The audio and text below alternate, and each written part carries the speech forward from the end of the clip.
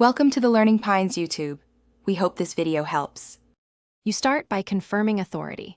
Do you have Google Workspace admin privileges or explicit participant consent? Once done, make sure meeting retention and auditing are enabled in the admin console, because without those settings you cannot retrieve server-side logs.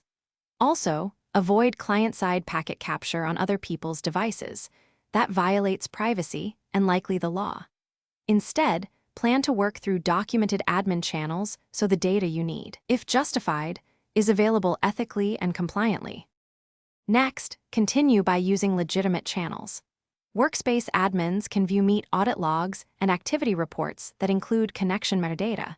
Use those logs rather than attempting to expose client IPs with third-party tools.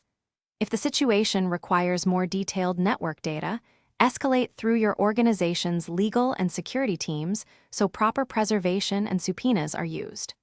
Once authorized, your IT team can correlate server logs and firewall records. Make sure chain of custody and internal policies are followed throughout.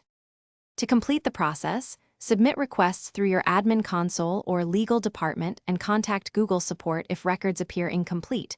Do not attempt to coax addresses from participants.